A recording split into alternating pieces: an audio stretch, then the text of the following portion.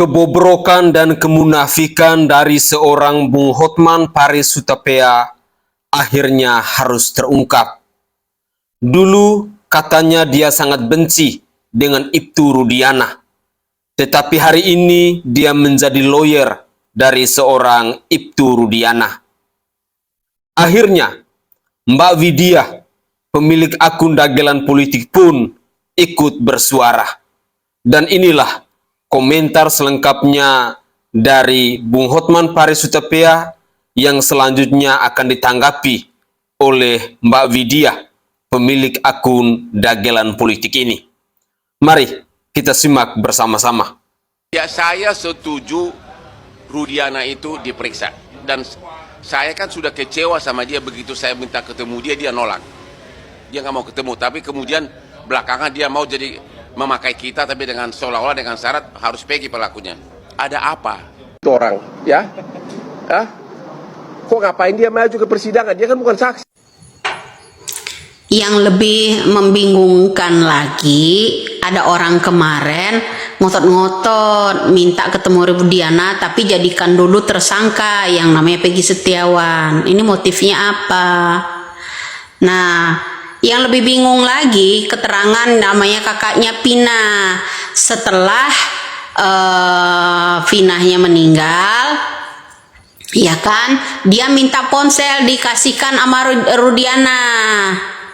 Ponselnya si Pina dikasihkan ke kakaknya oleh Rudiana. Kemudian jarak beberapa hari tuh setelah ponsel dikasih, ada yang kesurupan, ya kan? Ada yang kesurupan yang namanya Linda. Direkamlah sama yang namanya kakaknya Pina. Lalu dikasihkanlah rekaman itu ke yang namanya Rudiana. Itu yang lebih bingung lagi, Pak. Kok membela yang salah? Ya, harusnya itu diinvestigasi lebih dalam lagi. Kemarin ngotot, sekarang ngotot lagi. Cair nih. Assalamualaikum warahmatullahi wabarakatuh. Salam Om Swastiastu, Namo Buddhaya, salam kebajikan dan salam sejahtera untuk kita semua.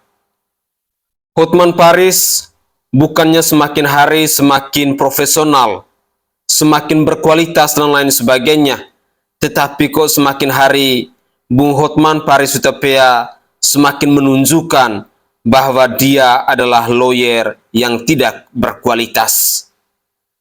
Dalam cuplikan video tadi, secara terang-terangan kita menyaksikan dan mendengarkan bagaimana instruksi yang disampaikan oleh Ibtu Rudiana bahwa seorang Peggy Setiawan harus ditetapkan sebagai tersangka.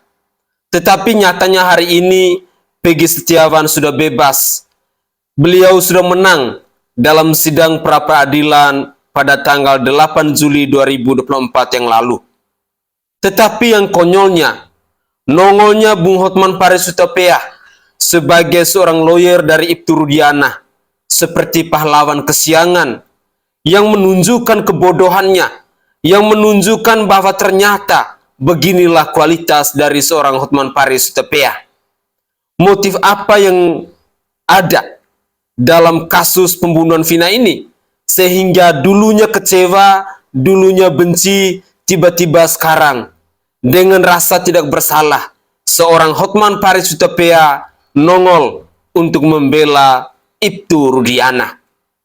Pastinya misteri atau kotak Pandora yang dulunya disampaikan oleh seorang Bung Hotman Paris Hutapea sudah dia tahu, sehingga kehadiran Bung Hotman Paris Hutapea untuk menjadi lawyer dari seorang Ibtu Rudiana lagi dan lagi patut kita duga semuanya adalah duit yang berbicara.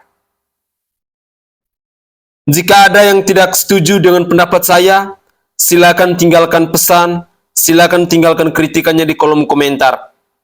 Tapi saya secara pribadi sangat yakin bahwa kehadiran dari seorang Bung Hotman Paris Hutapea sebagai lawyer dari Ibtu Rudiana pasti ada duit di dalamnya. Karena dulu seorang Hotman Paris Hutapea sudah mengatakan terang-terangan, tetapi hari ini nyatanya seorang Bung Hotman Paris Hutapea kembali untuk menjilat air liurnya sendiri. Mari kita dengarkan lagi komentar dari netizen yang lain terkait dengan Ibtu Rudiana dan juga Bung Hotman Paris Hutapea ini. Bapak tidak mengenal Liga Akbar? Sering lho Pak, Anda menitipkan uang untuk belanja. Nya, Eki, itu sudah diakui bahwasanya sering juga Liga Akbar itu dianggap sebagai kakak Eki, Pak Rudiana. Jutaan orang melihat sorot mata Bapak. Jangan terus-terus memberi keterangan yang bohong. Banyak loh Pak, orang yang sudah pintar melihat wajah dan sorot mata yang diucapkan oleh Bapak Rudiana. Yang jumpa pers bersama Rudiana, di belakang Rudiana ada orang pakai masker warna hitam, baju loreng. Tahu nggak itu siapa? Tahu nggak? Ya, itu siapa? Belum tahu kan? Ya, coba perhatiin. Jumpa pers yang namanya kemarin, di belakang dia kan menolak siaran langsung TV One nih, ya kan? Nah, di belakangnya Rudiana ada seseorang yang lagi kita cari-cari menghilang. Ya, pakai masker ya. Kan dua orang tuh teman akrabnya, ya. Yang satu Gugun Gumilar, yang satu Aris Papua. Ya, coba perhatiin. Siapa ya? Ternyata alisnya kelihatan sama kita, bro. Itu ada orang yang lagi dicari itu, ya. Bersama mejanya Hotman Paris, ada yang namanya kakaknya Pina, terus ada Tuan Takur. Di belakang Tuan Takur kemarin ada seseorang ternyata, ya. Saudara SWS ini melaporkan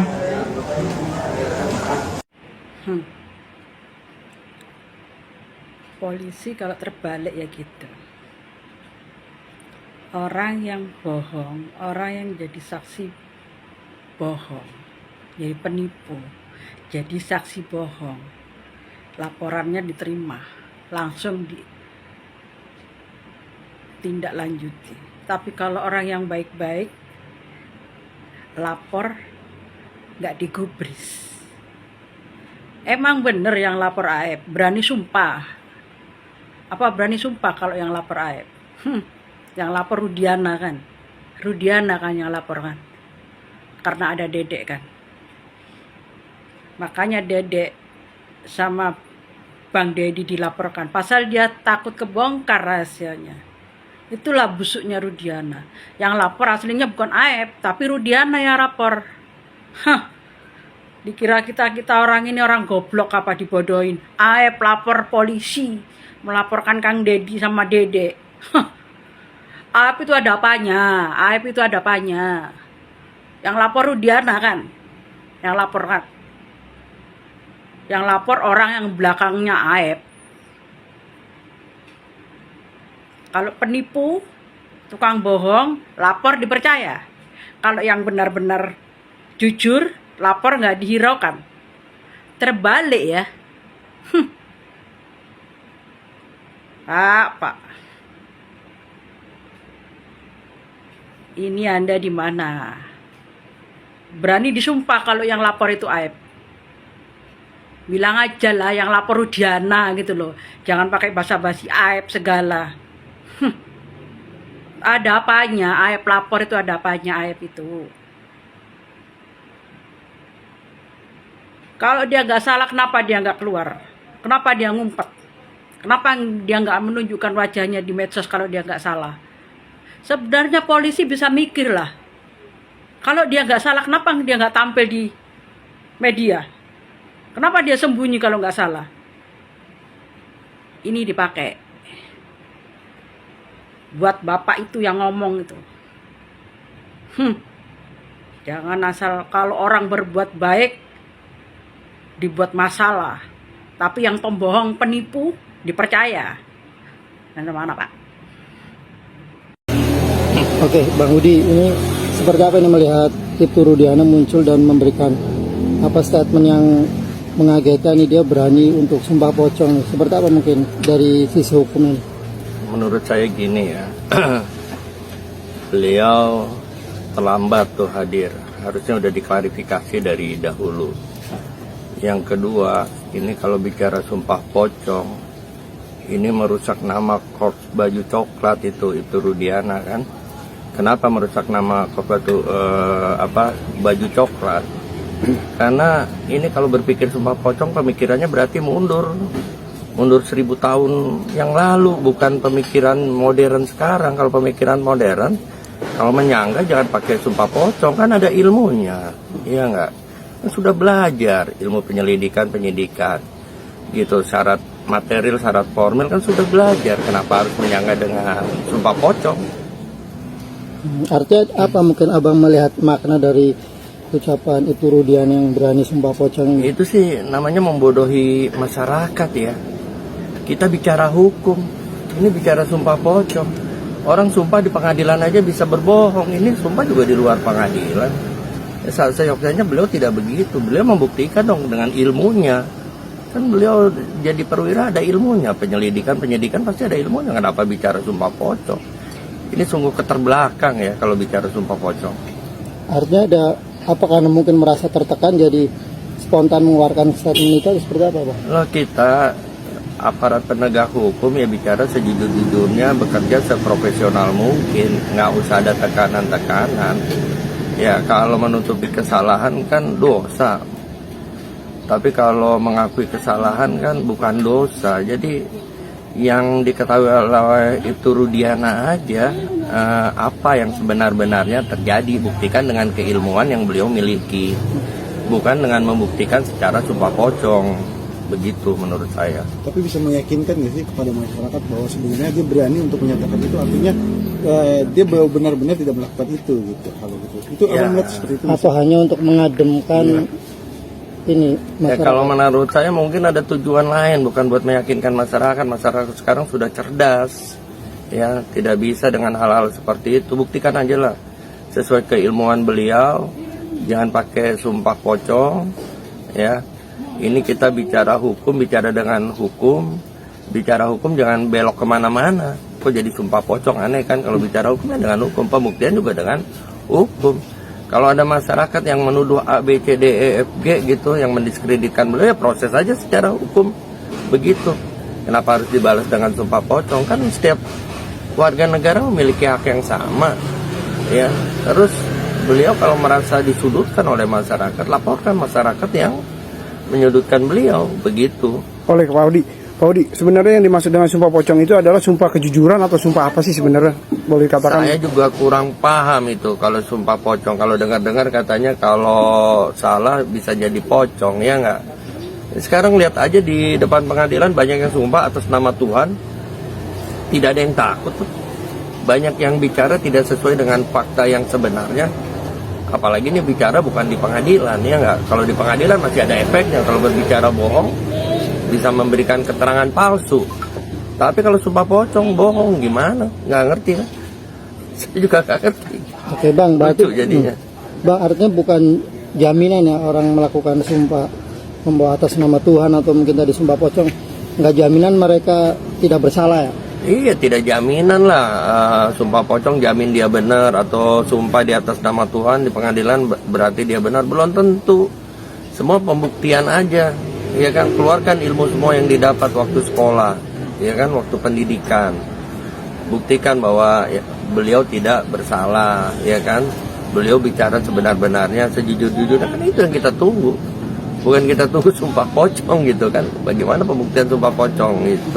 Bang, tanggapan abang sendiri bang tentang Ibtu Rudiana yang tampil di media, berani tampil untuk mengutarakan apa namanya permasalahan-permasalahan dan tentunya artinya ini suatu keberanian dari Pak Rudiana nggak sih untuk bisa, selama ini kan netizen bertanya-tanya nih apa muncul, akhirnya dia muncul. Nah, abang sendiri melihat seperti apa?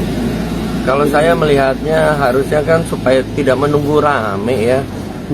Kan peran polisi itu fungsi keamanan ya dan ketertiban. Dengan beliau berlarut-larut memberikan keterangan kan sudah tidak tertib ke masyarakat. Berita simpang siur kemana-mana. Harusnya diklarifikasi lah dari awal, bukan baru-baru sekarang, ya kan? Walaupun tidak ada istilah terlambat lah kalau menurut saya ya. Tapi kan sudah meresahkan nih masyarakat. Beliau ditunggu ini, beliau bintang utamanya kan di sini kan ditunggu oleh masyarakat. Kenapa memberi keterangan? Menurut saya agak telat tadi ya, walaupun kalau terlambat mah udah mau dibilang apalah susah juga ya nggak. Tapi kenapa waktu situasi masih kondusif tidak memberikan keterangan supaya tidak seperti sekarang? Sudah sangat meresahkan nih masyarakat terkait kasus Vina. Itu jangan sosokan lo, DM gua ngomong parpir jangcingin orang lo, nggak ini banget, mentang-mentang saya iniin. Jangan dibilang kami mencari fakta di lapangan itu harus laporan dulu gitu sama orang yang lagi paslon sekarang ini, harus laporan lebih dulu. Kami minta CCTV itu, kamu tahu itu, apalagi yang di Indomart itu. Saya berani katakan langsung kepada pengacara untuk CCTV yang ada di Indomart itu. Karena kita udah ambil minta di sana, mereka tuh keberatan. Agar upaya tidak keberatan, kenapa ya salah satunya Bapak Listio Sigit perintahkan itu, ambil alih kasus itu, supaya bisa direbut itu yang namanya CCTV yang ada di Indomart. Kalau bukan Widya yang berontak, kalian ini kerjasama dengan pengacara, kerjasama dengan itu Rudiana itu, siapa lagi? Ya, udah berhok lagi. Sekarang baru belusukan cari tahu. Intinya itu Rudiana ada kaitannya. Periksa semua, saya bilang itu kawan-kawannya sebelum kasusnya Vina itu berapa menerima suapnya dari bandar itu. Berapa? Jangan lupa itu. Anak-anaknya diumpetin semuanya pengedar. Oke guys, itu adalah cuplikan-cuplikan video yang bisa saya persembahkan ke hadapan pemirsa sekalian terkait dengan Ibtu Rudiana. Ternyata sosok manusia yang bernama Ibtu Rudiana ini memang penuh dengan kemunafikan. Dan saya secara pribadi kalau memang ada oknum polisi seperti ini, sebenarnya seorang Kapolri harus mengambil sebuah keputusan yang tegas. Kalau mau supaya marwah dan citra kepolisian Republik Indonesia ini tetap terjaga. Tetapi hari ini sudah menjadi fenomena umum bahwa citra dan marwah dari Institut Kepolisian Republik Indonesia itu sudah rusak. Ditambah lagi dengan kelakuan-kelakuan dari seorang Ibtu Rudiana yang sudah semakin mencoreng dan merusak marwah dari Institut Penegak Hukum di bangsa ini.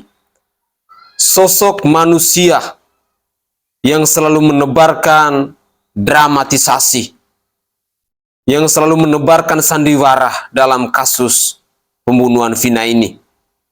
Tidak heran bila netizen menilai bahwa sutradara dalam kasus pembunuhan Vina ini adalah Ibtu Rudiana. Setelah Ibtu Rudiana, lalu cari si Aep itu.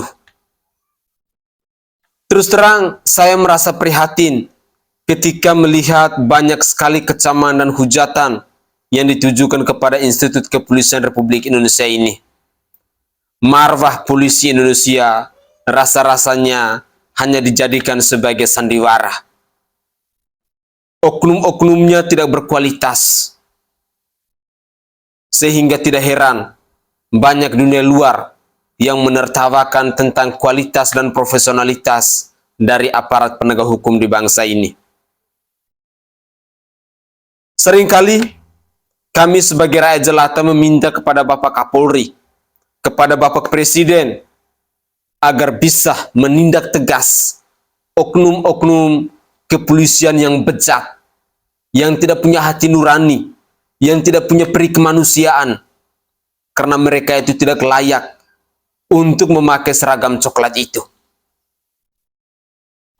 Kami sebagai rakyat jelata boleh menghormati, boleh menghargai, boleh berpikir bahwa aparat penegak hukum adalah sebagai pelindung, sebagai pengayom, sebagai pelayan masyarakat Indonesia. Tapi nyatanya aparat penegak hukumlah yang lebih banyak melakukan mafia-mafia hukum di bangsa ini. Sungguh, semakin hari mosi rasa tidak percaya kepada lembaga kepolisian Republik Indonesia ini semakin kuat. Saya hanya berharap semoga saja di suatu hari nanti tidak ada yang namanya pembangkangan dari masyarakat Indonesia kepada institut penegak hukum kalau memang kualitasnya seperti ini. Karena sekali lagi, kami sebagai rakyat jelata merasa malu punya aparat penegak hukum dengan kualitas yang demikian. Semoga saja cuplikan-cuplikan video ini bisa menjadi pembelajaran untuk kita semua, khususnya kepada para pemirsa, bahwa jangan serta-merta dan jangan mudah percaya dengan aparat penegak hukum.